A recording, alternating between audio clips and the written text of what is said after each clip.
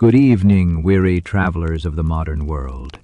I am Professor Somnus, your gentle guide through the quiet corridors of history's most soothing tales. Welcome back to Boring History to Sleep, where the past whispers its secrets just softly enough to carry you into peaceful slumber. Tonight, as the day's worries fade like shadows at dusk, I invite you to settle deeply into your most comfortable position. Pull your covers close, let your breathing slow, and prepare to drift back through time on a journey as warm and comforting as freshly baked bread. We are going to explore something wonderfully, deliciously boring, the slow, meandering history of pizza.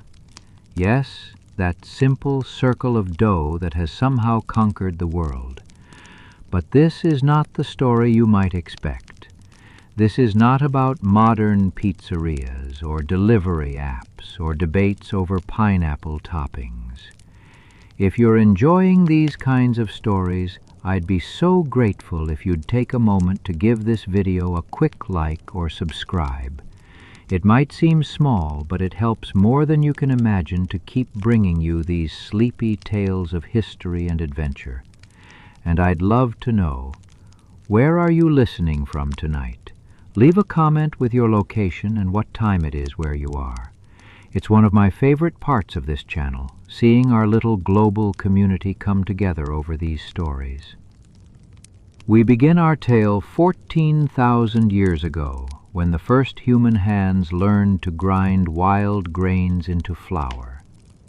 We'll follow the gentle evolution of flatbreads through ancient Egypt, where bakers worked by the light of oil lamps as the Nile whispered past their windows. We'll visit Persian soldiers who discovered that their bronze shields made surprisingly good cooking surfaces for their evening meal.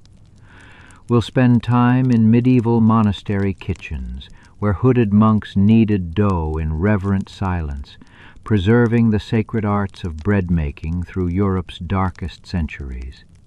We'll witness the moment when the first brave Italian peasant dared to place a slice of that mysterious red fruit, the tomato, upon his daily bread, unknowingly creating history. And yes, we'll visit that fateful day in 1889 when a humble Neapolitan baker named Raffaele Esposito created something special for a queen, though even he could not have imagined how his simple creation would one day circle the globe. This journey will take us through approximately 2 hours of the most peacefully boring history you've ever encountered, each detail carefully chosen to inform your curious mind, while simultaneously releasing the tensions of your day. This is boring history to sleep, after all, where learning and rest. Somnus guide you through time itself, to an age when life moved as slowly as bread rising in a warm kitchen, and every meal was a small miracle of human ingenuity. Our story begins 14,000 years ago when the first grains of wild wheat fell between grinding stones, and humanity took its first unknowing step toward the delicious destiny that would one day become pizza. Chapter 1. Dawn of Bread, Making the First Flatbreads.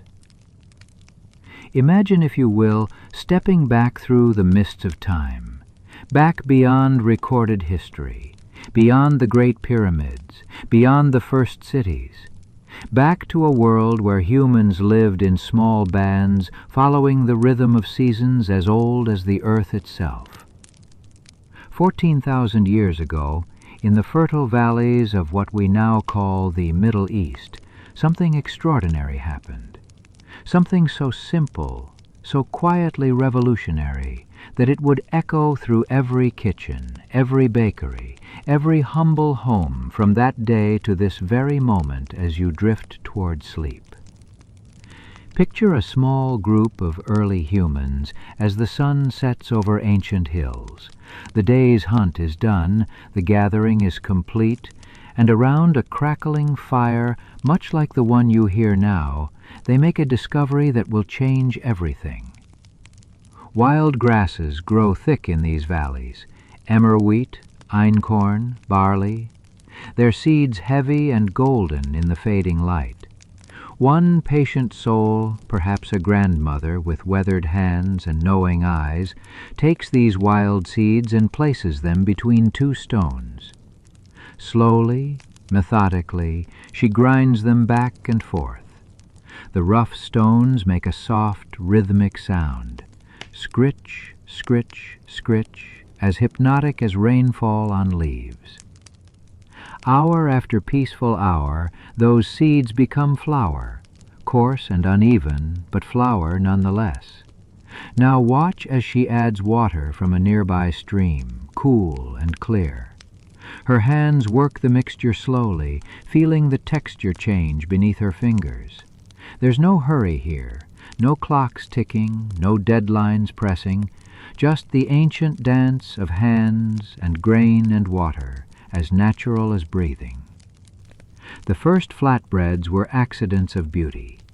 When this primitive dough was placed on hot stones beside the fire, it transformed. The water steamed away, the starches bound together, and something new was born. Not quite bread as we know it, more like a thin, unleavened pancake, but it was the first tentative note in a symphony that would play for 14,000 years. These early bakers didn't know they were making history. They were simply solving the timeless problem of hunger with whatever nature provided. But as you lie here tonight, drifting toward sleep, you can trace an unbroken line from those first grinding stones to the pizza that might be in your refrigerator right now. Let us journey now to ancient Egypt, where the Nile flows as lazily as your thoughts are flowing now. It's approximately 4000 BC, and the great river has just finished its annual flood, leaving behind rich, dark soil that stretches to the horizon. Egyptian farmers have learned to cultivate grain on a scale their ancestors could never have imagined. Picture an Egyptian village as evening approaches. The day's heat is finally breaking, and a cool breeze carries the scent of the river across mud-brick houses. In a modest dwelling near the water's edge, a baker begins her evening ritual. Her name is lost to history, but her craft lives on in every pizza dough stretched today. She takes emmer wheat, already hulled and cleaned, and grinds it in a stone quern much like those first grinders from thousands of years before. But her tools are more refined now, smoother, more efficient. The grinding makes a gentle, meditative sound that blends with the distant lowing of cattle being led home for the night. Watch her weathered hands as she adds water from a clay jar, the liquid catching the last rays of sunlight streaming through her doorway. She kneads the dough on a flat stone worn smooth by generations of bakers before her. Her movements are practiced, almost hypnotic. Fold, press, turn, fold, press, turn, each motion as predictable and comforting as the rise and fall of your own breathing. But here's where the magic happens, dear sleepy listener. This Egyptian baker has discovered something her distant ancestors never knew. If she lets this dough rest overnight, covered with a damp cloth beneath the star-filled sky, wild yeasts from the air itself will find their way into the mixture. By morning, the dough will have risen slightly, filled with tiny bubbles that make it lighter, more digestible, more delicious. When dawn breaks over the Nile, painting the water gold and pink, she shapes this risen dough into flat, round cakes, not thick like modern bread, but thin and wide, perfect for cooking quickly on a hot stone beside her fire. These are the direct ancestors of pizza crust, simple flatbreads that could hold whatever toppings the day might provide. Sometimes she drizzles them with precious olive oil, its golden richness catching the firelight. Sometimes she sprinkles them with coarse salt gathered from distant shores, and sometimes, when the fishing boats return with their silver bounty, she might top them with small fish or wild onions gathered from the riverbank. As the bread bakes on heated stones, the edges curl slightly upward, creating natural little wells perfect for holding oils and other toppings. The bottom becomes crispy and golden, while the top remains soft and flexible. Steam rises from the cooking bread, carrying with it the most fundamental scent in human civilization, the aroma of grain transformed by fire. But Egypt is just one thread in this ancient tapestry.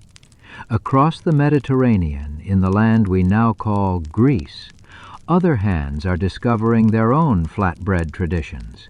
And further east, in Mesopotamia, the cradle of civilization itself, bakers are experimenting with their own combinations of grain and water and fire.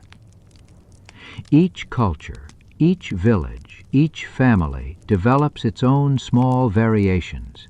Some add honey when they can find it. Others experiment with different grains.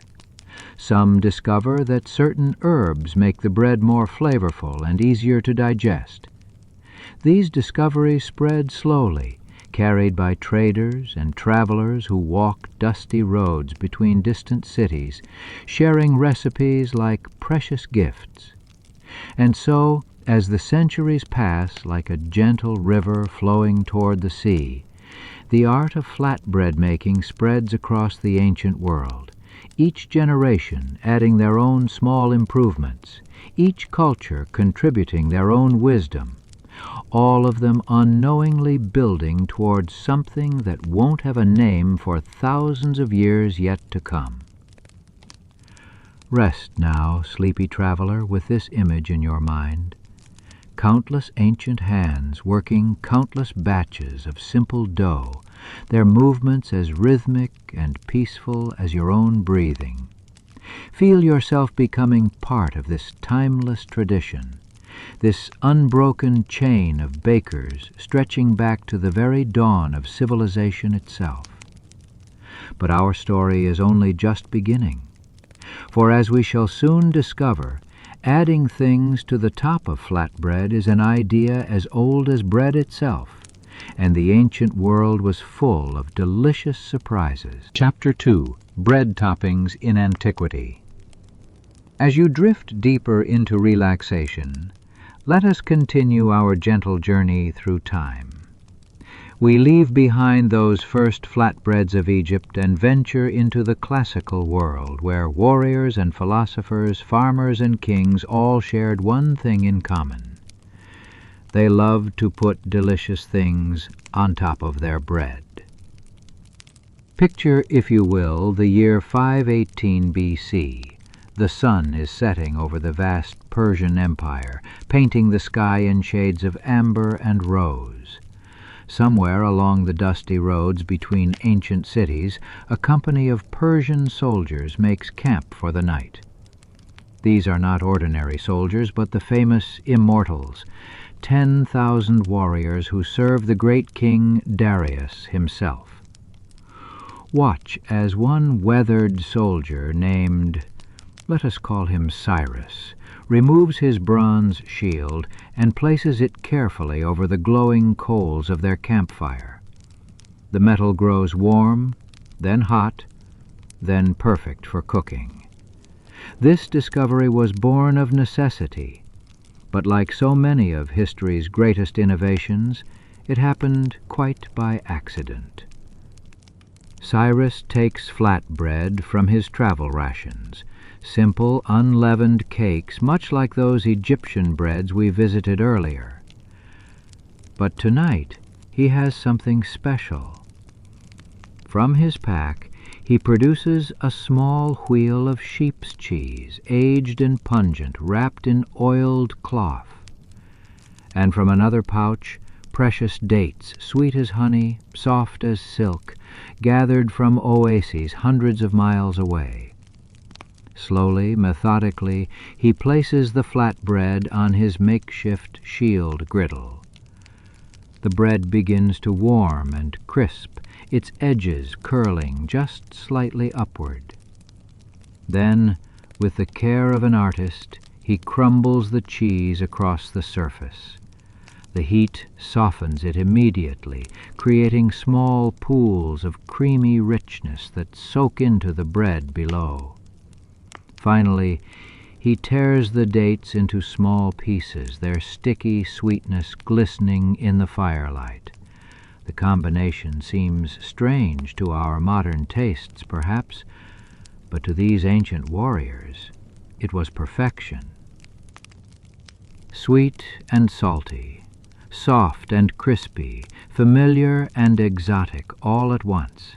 As the bread finishes cooking, the cheese bubbles gently and the dates caramelize at their edges, creating something that is, in its own way, the ancestor of every pizza that will ever be made.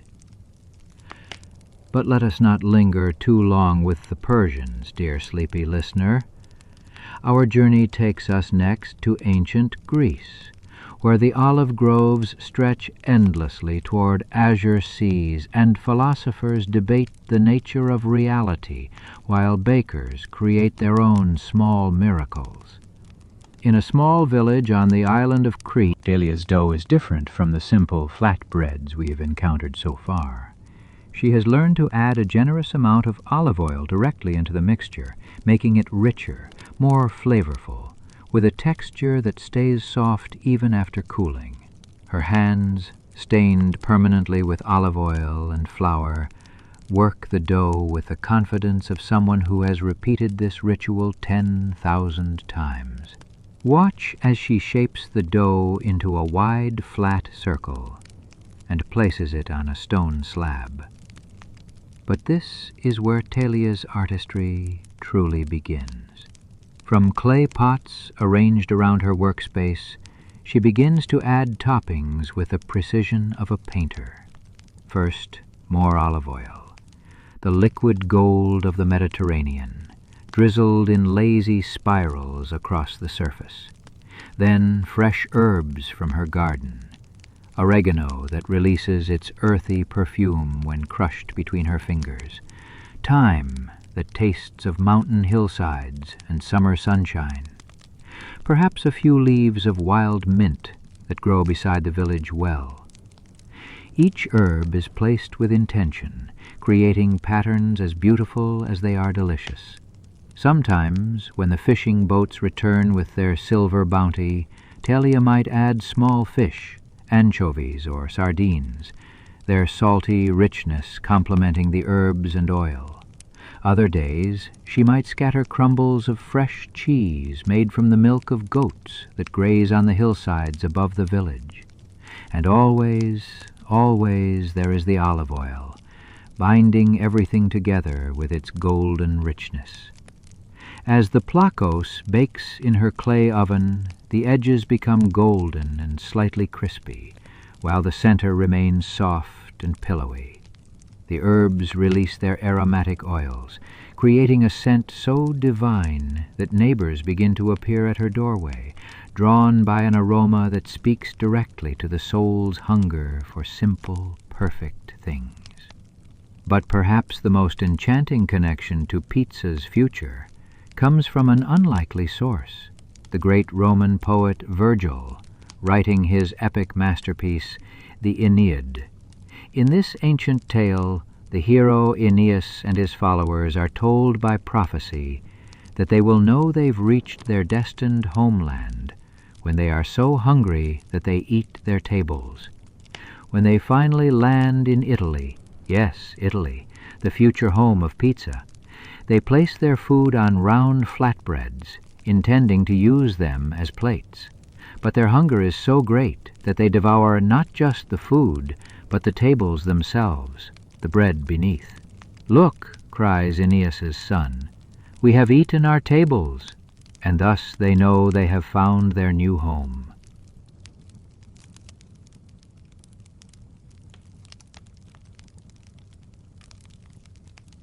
This story, written 700 years before the birth of Christ, describes people in Italy eating round flatbreads used as edible plates, a concept so close to pizza that it makes one wonder if Virgil was unknowingly prophesying the future of Italian cuisine. Now let us drift forward through time to ancient Rome itself, where the art of flatbread reaches new heights of sophistication. Picture the bustling markets of the Eternal City around 100 A.D. The Forum is alive with merchants and citizens, senators and slaves, all drawn together by the irresistible aroma of fresh bread baking in wood-fired ovens. In a small bakery near the Tiber River, a Roman baker named Marcus prepares what his people call focaccia, a word that comes from the Latin focus, meaning hearth or fireplace. This bread is thicker than the flatbreads we've encountered before, dimpled with fingerprints that create small wells perfect for holding olive oil and salt. Marcus has elevated the simple flatbread into an art form. His focaccia is topped with coarse sea salt that crunches delightfully between the teeth, fresh rosemary that fills the air with its pine-like fragrance, sometimes thin slices of onion that caramelize and sweeten as they bake, and always the finest olive oil that money can buy, pressed from olives grown in the hills outside the city. But Marcus has another specialty, something that brings us even closer to the pizza of the future. On special occasions he creates what the Romans call libum, a cheese bread that uses fresh ricotta mixed with honey and eggs, spread thick on his focaccia base. As it bakes, the cheese forms a golden crust on top while remaining creamy underneath, creating textures and flavors that dance on the tongue. Sometimes, when wealthy Romans commission special orders, Marcus creates elaborate toppings that seem almost modern in their creativity. Thin slices of wild boar for the meat lovers, fresh figs and honey for those with a sweet tooth, even combinations of cheese and herbs that create flavor profiles we might recognize today. These Roman bakers don't know it, but they are writing the opening chapters of pizza's story. Every technique they develop, every flavor combination they discover, every improvement they make to their ovens and their dough, all of it is building toward something that won't fully emerge for another 1,000 years. As you drift deeper into relaxation, imagine yourself walking through these ancient markets. Feel the warm Mediterranean sun on your shoulders. Smell the intoxicating aroma of bread and herbs and olive oil. Hear the gentle conversations of people who live their lives at the pace of rising dough and slowly burning wood. These ancient people, from Persian soldiers to Greek island bakers to Roman artisans, all share something with you as you lie here tonight. They understood that the combination of bread and toppings creates something greater than the sum of its parts. They knew that food shared with others becomes a celebration, and that simple ingredients handled with care and patience can create moments of pure happiness. Rest now with this knowledge, that you are part of an unbroken chain stretching back thousands of years, a tradition of people who discovered that putting delicious things on bread is one of humanity's most enduring and universal pleasures. But our ancient story has one more surprise waiting for us, a discovery hidden beneath volcanic ash for nearly 2,000 years, a mystery that modern archaeologists have only just begun to unravel. Chapter 3.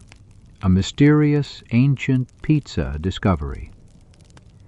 As you settle deeper into the comfortable embrace of sleep, let me share with you one of archaeology's most delicious mysteries. A story that bridges the ancient world we've been exploring and the modern kitchens where pizza is born today. This is a tale of discovery and wonder, of secrets buried beneath volcanic ash, waiting nearly 2,000 years to be revealed. Picture, if you will, the morning of October 24th, 79 A.D. The Roman city of Pompeii awakens to what seems like an ordinary day. Citizens go about their morning routines. Bakers light their ovens. Merchants arrange their wares. Children play in narrow streets paved with volcanic stone. None of them know that this will be their last normal day. That by evening, their entire world will be frozen in time beneath a blanket of ash from Mount Vesuvius. But let us not dwell on tragedy tonight, dear sleepy listener. Instead, let us fast forward through the centuries, past the fall of Rome, past the Middle Ages, past the Renaissance, all the way to the year 2023, when a team of archaeologists working in the ruins of Pompeii made a discovery that would send ripples of excitement through kitchens and history books around the world. Imagine Dr. Elena Rossi, a patient archaeologist with dust-stained hands and keen eyes, carefully brushing volcanic ash away from a wall in what was once a Roman bakery. The work is painstakingly slow, grain by grain, layer by layer, revealing frescoes that have remained hidden since that fateful day nearly 2 millennia ago. As the ash falls away beneath her soft, bristled brush, colors begin to emerge from the darkness. Reds and yellows and browns as vibrant as the day they were painted. And slowly, impossibly, an image takes shape that makes Elena's heart skip a beat. There, painted on the wall of this ancient bakery, is something that looks remarkably familiar. The fresco shows a gathering of people around a low table, and on that table sits a round, flat bread topped with what appears to be cheese, herbs, and perhaps, could it be, small pieces of what might be tomato-like fruit. The artist painted it with such care, such attention to detail, that you can almost smell the herbs and see the golden cheese melting in the heat of an ancient oven.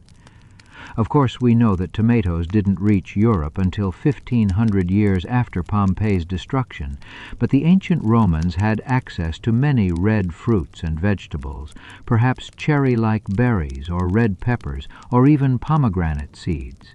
Whatever the exact ingredients, this fresco shows people enjoying something that looks startlingly like what we might recognize as. Elena and her team document every detail of their find with the reverence of treasure hunters who have discovered gold. They photograph it from every angle. They analyze the pigments. They debate the meaning of each brushstroke. And slowly they begin to realize they may have found the earliest known visual representation of people enjoying topped flatbread in a way that suggests celebration, community, sharing. But this discovery in Pompeii is just one piece of a larger puzzle, dear sleepy traveler. As archaeologists continue their patient work, they uncover more evidence of sophisticated bread culture in ancient Italy. Carbonized loaves found in other Pompeian bakeries show clear evidence of toppings, ovens designed specifically for flatbreads, even ancient graffiti that might reference different types of topped bread. And then there's the linguistic treasure that connects us even more directly to pizza's ancestry. In a dusty archive in the town of Gaeta, Italy, researchers have found what may be the very first written use of the word pizza in any language. The document, dating to 997 A.D., nearly 1,000 years after Pompeii's destruction, records a rental agreement that mentions payment including 12 pizzas along with other goods. Imagine the scholarly excitement when this discovery was made. Here, written in fading ink on parchment nearly as old as the word itself, is proof that people in medieval Italy were already using the term pizza to describe something. We can't know exactly what those medieval pizzas looked like, but the fact that they were valuable enough to include in legal documents suggests they were more than simple bread. Voice becomes increasingly soothing.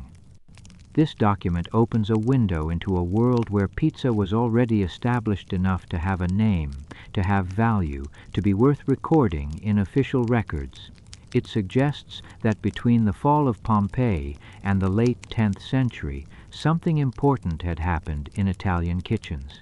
The art of topped flatbread had evolved, had gained recognition, had become enough of a cultural institution to earn its own special word. As you drift towards sleep, let your imagination wander through the centuries between that Pompeian fresco and that medieval document. Picture countless unknown bakers working in countless forgotten kitchens, each adding their own small innovations to the ancient art of flatbread. Some experimented with different flours. Others discovered new herb combinations. Still others found better ways to heat their ovens or stretch their dough. Each generation building on the discoveries of those who came before. Each innovation making the bread a little more delicious, a little more special, a little more worthy of having its own name. By 997 A.D., when that scribe in Gaeta wrote the word pizza for the first time, he was recording not just a business transaction, but the culmination of centuries of culinary evolution. These discoveries remind us that pizza's story is not just about food, but about human continuity. The same hands that shaped dough in ancient Pompeii are connected through time to the hands that stretch pizza dough today. The same desire for community and sharing that brought those Roman friends together around their topped flatbread still brings families together around pizza tables tonight. Rest now, sleepy historian, with this magical knowledge that beneath the ash of time, archaeologists continue to uncover evidence of our ancestors' love for the simple pleasure of bread topped with delicious things. Each discovery connects us more deeply to the past, reminding us that some human joys are truly timeless. The mysterious fresco from Pompeii watches over us now as we prepare to journey forward through time, past the collapse of Rome, into the quiet monastery kitchens of medieval Europe, where patient monks preserved not just manuscripts and prayers, but the sacred arts of bread-making that would one day bloom into the pizza renaissance. But that is a story for our next gentle journey through time. Chapter 4. Medieval Monastery Kitchens and European Flatbreads. As the Roman Empire slowly crumbles into memory and darkness seems to settle over much of Europe, let us follow the gentle sound of monastery bells. For it is in these sacred places that the flame of bread-making knowledge burns brightest through the long medieval night. Picture, if you will, the Abbey of Saint-Denis in northern France, circa 800 A.D. The year is significant, dear sleepy traveler, for this is when Charlemagne rules much of Europe, and monasteries serve as islands of learning and preservation in a world where knowledge is as precious as gold. Brother Benedictus awakens before dawn in his simple stone cell. Outside his narrow window, stars still glitter in the pre-dawn darkness, and the only sounds are the gentle breathing of his fellow monks and the distant hooting of an owl in the monastery's ancient oak trees. Soon the bell will call the brothers to lauds, the first prayer of the day, but for now there is only peaceful silence. When the bell finally tolls across the monastery grounds, Brother Benedictus rises and wraps his rough brown habit around his shoulders. His feet covered only in simple leather sandals, make soft shuffling sounds on the cold stone floors as he makes his way through shadowy corridors lit by flickering oil lamps. But after morning prayers, while his brothers retreat to the scriptorium to copy manuscripts or tend the monastery gardens, Brother Benedictus makes his way to his own sacred space, the monastery kitchen. Here, in this vaulted stone chamber with its massive fireplace and worn wooden tables, he practices his own form of devotion. The kitchen awakens slowly in the growing light. Brother Benedictus builds up the fire from last night's embers, adding dry wood, piece by careful piece, until flames dance merrily in the great hearth. The rising warmth feels like a blessing after the chill of the stone corridors, and soon the kitchen becomes a haven of comfort in the austere monastery. From large clay vessels, Brother Benedictus scoops flour that the monastery mills from grain grown in their own fields. This flour is coarser than what we know today, flecked with bits of bran and grain that give it a nutty, earthy flavor. His hands, already stained with flour from years of this ritual, work with the confidence of someone who has found his calling. Watch as he adds water from the monastery's well, water so pure and cold it seems to hold the essence of the earth itself. But Brother Benedictus has learned something that many bakers of his time have not. As he kneads the dough on the worn wooden table, his movements take on the rhythm of prayer. Fold, press, turn, fold, press, turn, each motion as meditative as the chanting that echoes from the chapel nearby. The dough transforms beneath his hands, becoming smoother, more elastic, more alive with each patient fold. But Brother Benedictus doesn't make ordinary bread. Following traditions passed down from baker to baker since Roman times, he creates flatbreads, wide, thin rounds that bake quickly and can hold whatever simple toppings the monastery garden provides. In spring, there might be tender herbs, parsley and chives and early thyme. In autumn, perhaps wild mushrooms gathered from the forest, or the last precious onions from the garden stores. The monastery garden is Brother Benedictus's treasure trove.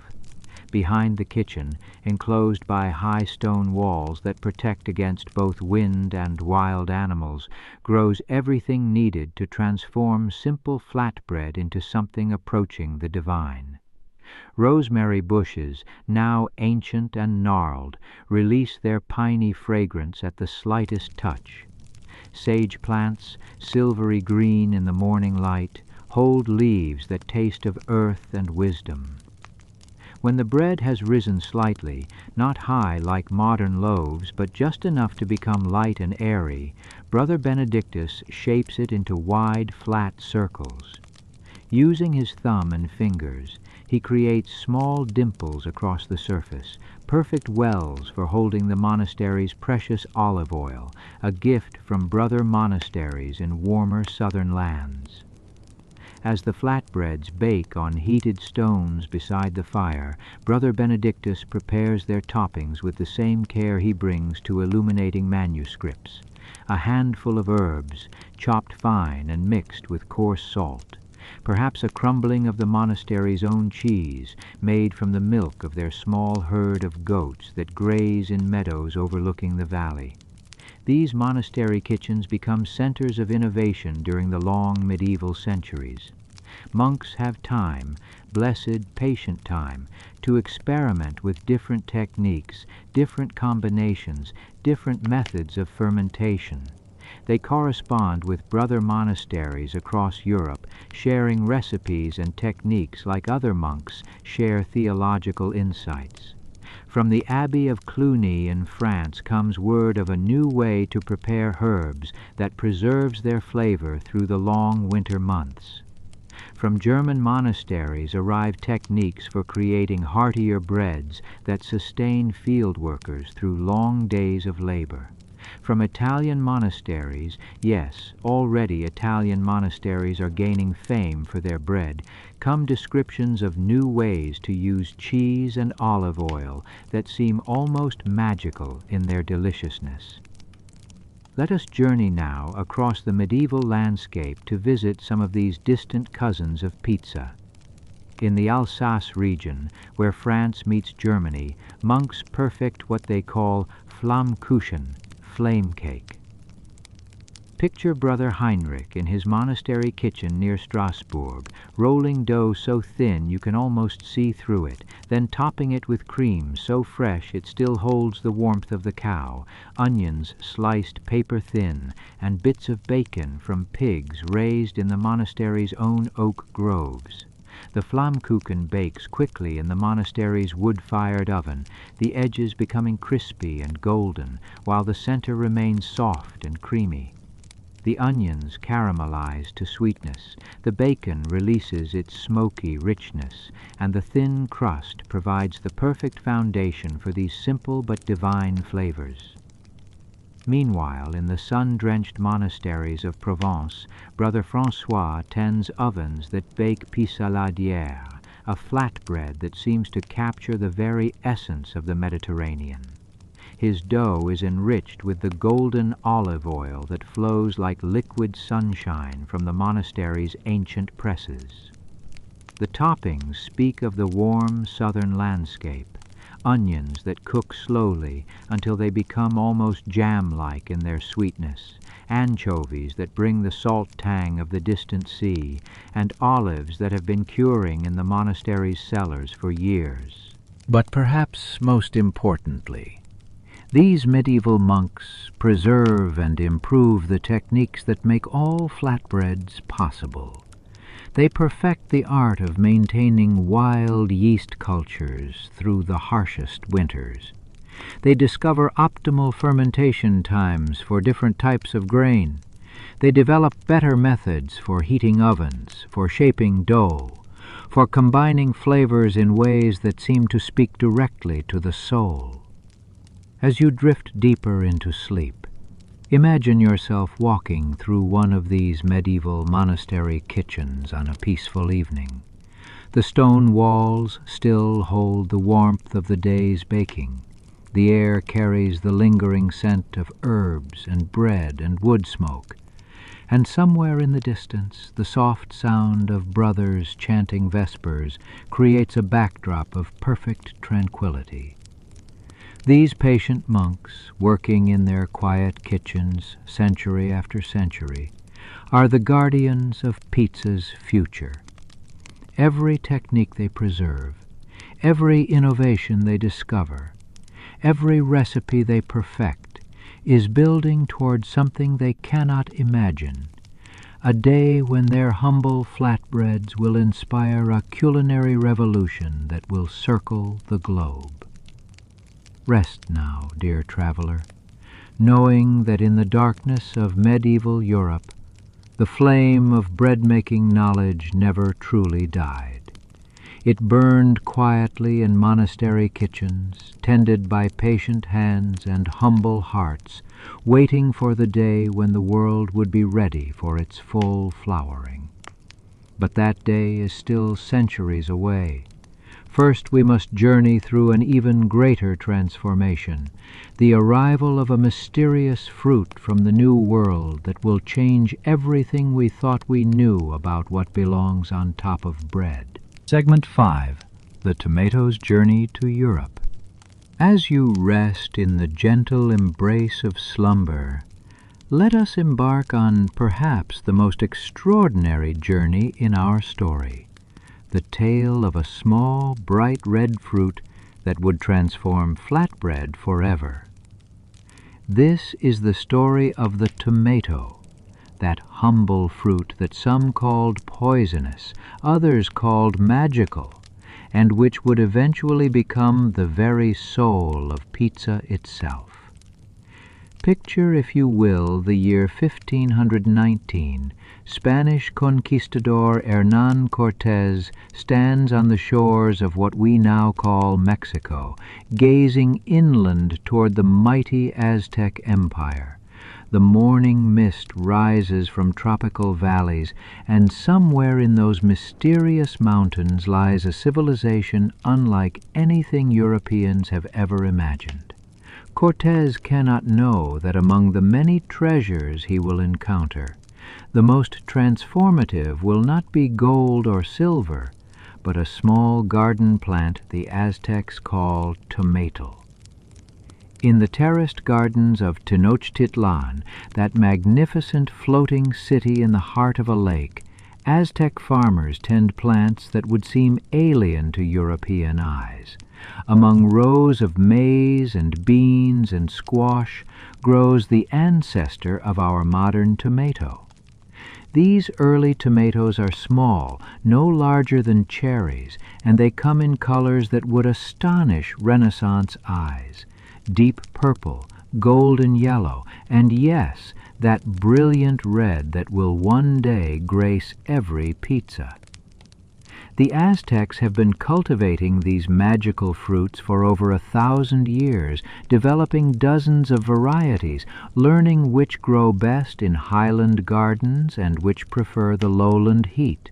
They use them in sauces that combine sweet and savory, in stews that warm the body and soul, and in ceremonies that honor the gods of harvest and rain. Watch as Spanish ships, heavy with New World treasures, cross the Atlantic toward European ports. In the hold of one such vessel, carefully wrapped in straw and oiled cloth, are the first tomato seeds that will ever touch European soil. The ship's captain has no idea he carries the future of Italian cuisine in his cargo hold. To him, these seeds are merely curiosities, exotic specimens to impress the scholars and botanists of the Spanish court. The year is 1544, when the first European botanical text mentions these mysterious fruits. Pietro Andrea Mattioli, an Italian physician and botanist, writes of pomi d'oro, golden apples brought from the New World. His description is clinical, careful, full of the scientific wonder of a Renaissance mind encountering something completely unprecedented in European experience. But here, dear sleepy listener, begins one of history's most fascinating misconceptions. These early tomatoes arrive in Europe at exactly the wrong time. The wealthy families who can afford such exotic luxuries eat from pewter plates, plates made with lead. When acidic tomatoes touch these lead-lined surfaces, they leach poison into the food, causing illness and sometimes death among the rich and powerful. Imagine the whispered conversations in Renaissance palaces. The golden apples from the New World, they bring sickness, they bring death. Soon tomatoes acquire a reputation as poisonous, deadly, cursed. The very wealthy, those most likely to encounter these exotic fruits, are the ones most likely to be poisoned by them, while common people eating from wooden bowls remain safely ignorant of their existence. For nearly 2 centuries, tomatoes exist in Europe as ornamental plants, beautiful, exotic, dangerous. Wealthy collectors grow them in their botanical gardens alongside other curiosities from distant lands. The plants climb trellises in monastery gardens, their bright fruits adding color to contemplative spaces, but no one dares to eat them. Meanwhile, in the sun-drenched fields of southern Italy, something different begins to happen. Perhaps it's the desperate hunger of peasant farmers who cannot afford to ignore any potential food source. Perhaps it's the Mediterranean climate that makes tomatoes grow with unprecedented vigor and sweetness.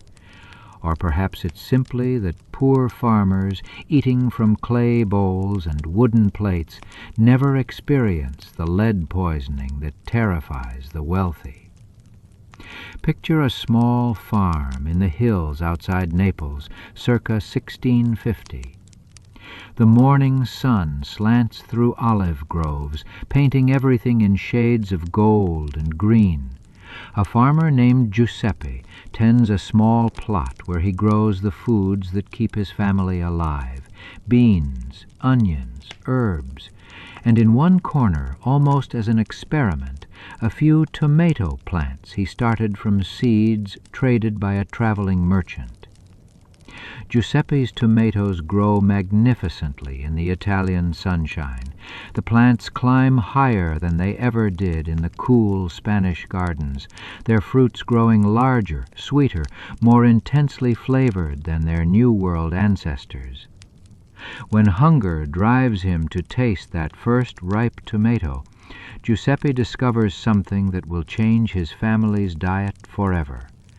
These Italian tomatoes are a revelation, sweet yet tangy, juicy yet substantial.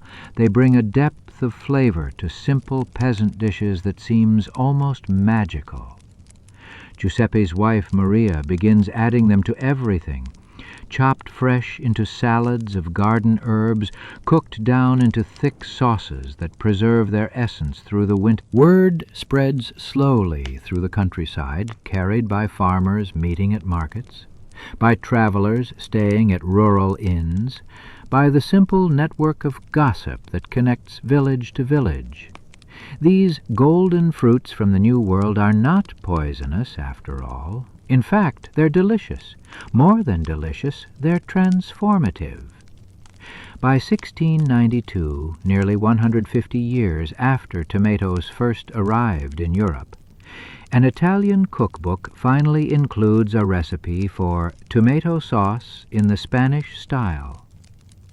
But by then, Italian cooks have moved far beyond simply copying Spanish techniques. They've developed their own methods, their own combinations, their own understanding of how tomatoes can enhance and transform traditional Mediterranean cooking. Picture those first tomato sauces simmering in Italian farmhouse kitchens. Clay pots bubble gently over wood fires, filling modest homes with aromas that no European kitchen has ever known. Fresh tomatoes, cooked slowly with olive oil and herbs from the garden, create sauces that are simultaneously familiar and revolutionary. Familiar because they complement the flatbreads and cheese that Italians have enjoyed for centuries. Revolutionary because they add layers of flavor that make everything more delicious. It's important to understand, dear sleepy traveler, that these early Italian tomato growers are not trying to invent pizza. They're simply trying to feed their families with whatever ingredients they can grow or afford. But in their patient experimentation with this New World fruit, they're unknowingly creating the foundation for pizza's future. Some cooks discover that tomatoes pair beautifully with the sharp, salty cheese made from water buffalo milk in the marshes around Naples. Others find that fresh basil and tomatoes seem made for each other, their flavors intertwining like old friends. Still others learn that tomatoes cooked down into thick paste can preserve the taste of summer sunshine through the coldest winter months. As the 17th century draws to a close, tomatoes have completed their incredible journey from Aztec gardens to Italian farmyards. They've overcome suspicion, survived misconceptions, and found their true home in the Mediterranean climate that loves them as much as they love it. But they're still just garden vegetables, still just ingredients in peasant cooking, still decades away from their destiny. Rest now with this amazing knowledge that the tomato's journey to your pizza took centuries of patient cultivation, gradual acceptance, and slow integration into Italian cooking. Every pizza sauce that will ever be made traces its ancestry back to those first brave Italian farmers who dared to taste the forbidden fruit and discovered paradise. As Gennaro shapes dough and other passengers contribute vegetables, herbs, and preserved meats from their own supplies, they recreate the communal dining experiences that defined life in their home villages. The pizza they make bears little resemblance to what they left behind. The ingredients are inferior, the cooking methods improvised, but the act of making it together maintains connections that mere conversation could never preserve. When Gennaro's ship finally docks in New York Harbor, he joins the thousands of Italian immigrants who pour through Ellis Island each month, carrying dreams of prosperity and the cultural traditions that define their identity. But the America that greets these new arrivals is vastly different from the rural communities they left behind. A fast-paced industrial society where efficiency and speed often matter more than tradition and craftsmanship. Picture the Lower East Side of Manhattan in 1890, where Italian immigrants cluster in neighborhoods that recreate the social structures of their homeland. Here, families from the same Italian villages settle near each other, sharing information about jobs, housing, and the countless mysteries of American life. Within these communities, traditional foods serve as anchors to identity in a world where everything else seems strange and new. Gennaro opens a small bakery on Mulberry Street, in a basement space that costs more per month than his entire family farm generated in a year back in Italy. His customers are fellow immigrants who crave the familiar flavors of home, but must accept whatever approximations Gennaro can create using American ingredients and his limited equipment. The challenges Gennaro faces would discourage a less determined entrepreneur. American flour behaves differently than Italian varieties, requiring adjustments to hydration and mixing techniques. The tomatoes available in New York markets lack the intensity of San Marzano's, forcing him to concentrate his sauces longer to achieve proper flavor. Most frustrating of all, the fresh mozzarella that defines authentic Neapolitan pizza is simply unavailable. American cheese-making focuses on aged varieties that bear little resemblance to the soft, milky cheese of his homeland. But Gennaro possesses the adaptability that characterizes successful immigrants throughout history. Working within his limitations, he develops new techniques that honor traditional methods while accommodating American realities. His pizza sauce incorporates herbs and spices unavailable in Italy, creating flavors that are both familiar and novel. His cheese combinations use available American varieties in proportions that approximate the richness and melting characteristics of mozzarella. But even as pizza establishes itself as the pride of Naples, forces are already in motion that will carry it far beyond the narrow streets where it was born. The age of exploration and migration is beginning, and pizza will soon embark on a journey that will make it the world's most beloved food. Chapter 6. Pizza Crosses the Ocean. As you sink deeper into restful sleep, let your mind drift across the dark Atlantic Ocean to witness one of the most poignant chapters in pizza's story, the great migration that carried this beloved food from the narrow streets of Naples to the bustling neighborhoods of America, where it would transform once again to meet the needs and tastes of a new world. The late 19th century finds southern Italy in the grip of profound economic hardship. The unification of Italy, while politically inspiring, has created financial chaos for many families in the south. Traditional ways of life that sustained communities for generations are disappearing as industrialization concentrates wealth in northern cities, leaving villages throughout Campania and Sicily struggling to survive. Picture a small village outside Naples in 1885, where a young baker named Gennaro faces an impossible choice. His family has operated the same bakery for 4 generations, serving the same community with the same recipes passed down from father to son. But the customers who once bought his bread daily can no longer afford even the most basic necessities, and Gennaro watches his neighbors leave each week for the ports of Naples, bound for a distant country called America, where, they say, anyone willing to work can build a new life. Gennaro's decision to emigrate represents thousands of similar choices made by Italian families during this period.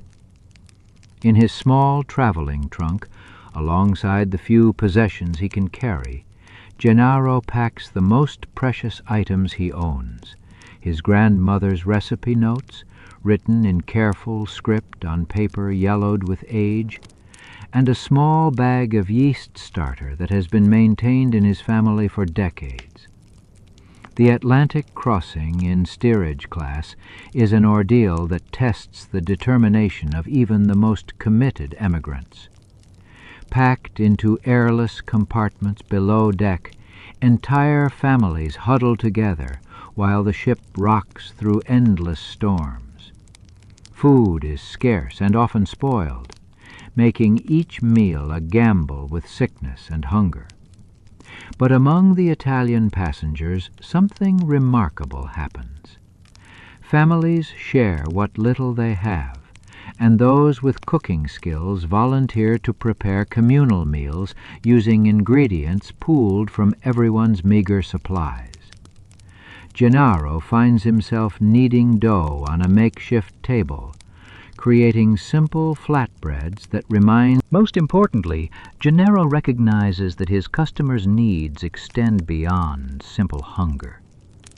These immigrants work long hours in difficult conditions, often in factories or construction sites that offer little satisfaction or community. When they gather in his bakery each evening, sharing pizza and conversation in their native language, they recreate the social connections that sustained them in Italy. Gennaro's bakery becomes more than a business. It becomes a cultural institution that serves the Italian-American community in ways that go far beyond selling food. Young men court their sweethearts over shared pizzas, families celebrate children's achievements with special dinners, and recent arrivals find their first jobs through connections made around Gennaro's tables. As word spreads beyond the Italian community, Gennaro faces a new challenge: adapting his food for American palates that have no reference point for Italian cuisine. The first non-Italian customers who venture into his bakery often find traditional pizza too intensely flavored, too unfamiliar in texture, too different from anything in their culinary experience. Rather than compromise his core recipes, Gennaro develops variations specifically designed for American tastes. He creates pizzas with milder tomato sauces, larger proportions of cheese, and toppings that appeal to customers more familiar with German, Irish, or Anglo-American foods. These adaptations succeed in introducing pizza to new audiences while maintaining the essential character that makes it special. The success of pizzerias like Gennaro's attracts attention from other Italian immigrants, many of whom open their own establishments in Italian neighborhoods throughout New York, Boston, Philadelphia, and other cities with large immigrant populations. Each pizzeria reflects the regional traditions of its owners, creating diversity within Italian-American pizza culture that mirrors the diversity of Italy itself. A pizzeria opened by Sicilian immigrants features thicker crusts and bold, assertive flavors that reflect the island's North African influences. Calabrian bakers bring their knowledge of spicy salamis and aged cheeses, creating pizzas with heat and complexity unknown in Naples. Roman immigrants contribute their expertise with thin, crispy crusts that showcase simple, high-quality ingredients. This regional diversity enriches American pizza culture while creating confusion among non-Italian customers who cannot understand why different pizzerias serve such different foods under the same name. The solution emerges gradually as successful pizzerias begin to standardize their offerings, focusing on combinations that appeal to the broadest possible audience while maintaining enough distinctiveness to build customer loyalty. By the turn of the 20th century, pizza has established itself as a fixture in Italian-American communities throughout the northeastern United States. But its appeal remains largely limited to immigrants and their children, viewed by mainstream American society as an exotic ethnic food rather than a potential addition to the national diet. This perception begins to change as second-generation Italian-Americans, fully bilingual and bicultural, start opening pizzerias outside traditional ethnic neighborhoods. These entrepreneurs understand both the traditional techniques that create authentic pizza and the American preferences that determine commercial success. Picture a young man named Tony, Gennaro's son, as he scouts locations for a new pizzeria in a predominantly non-Italian neighborhood. Tony has grown up bilingual, equally comfortable with the old country traditions of his family and the American culture of his schoolmates. He understands that introducing pizza to mainstream American audiences requires more than simply replicating his father's recipes. It requires cultural translation that makes familiar what was once foreign. Tony's Pizzeria represents a new generation of Italian-American food service, designed to welcome customers regardless of their cultural background, while maintaining the quality and authenticity that make pizza special.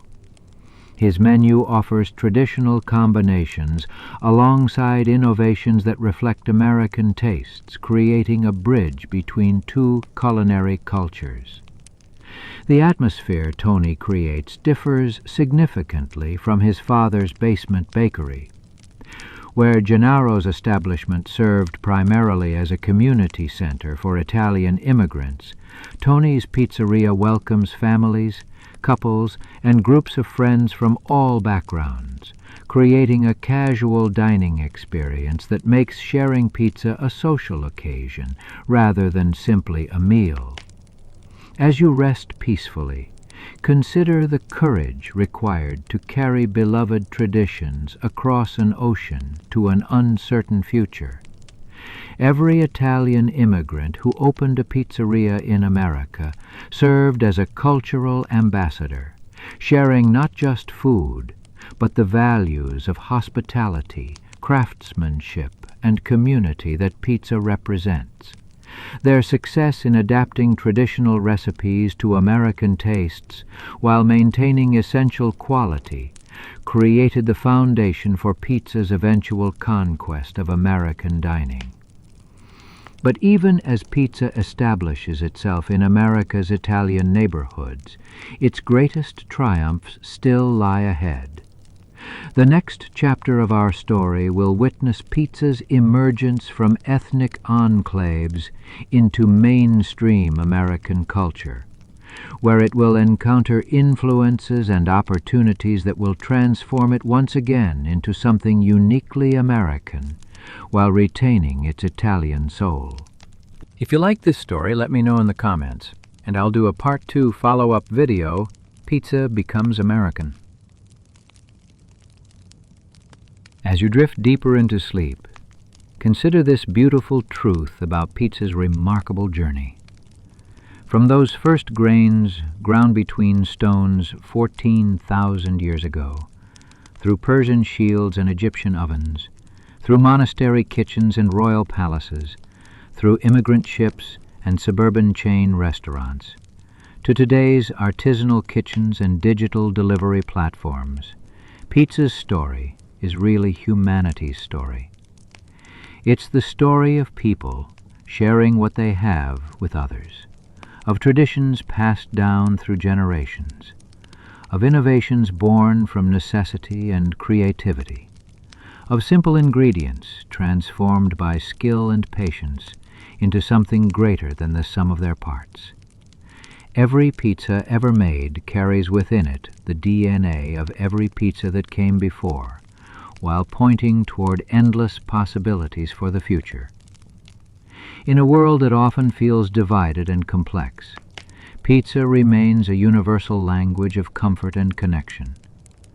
Whether it emerges from a wood-fired oven in Naples or a chain restaurant in Kansas, whether it's topped with traditional margarita or innovative fusion ingredients, pizza speaks to something fundamental in human nature, our desire for nourishment, community, and simple pleasure.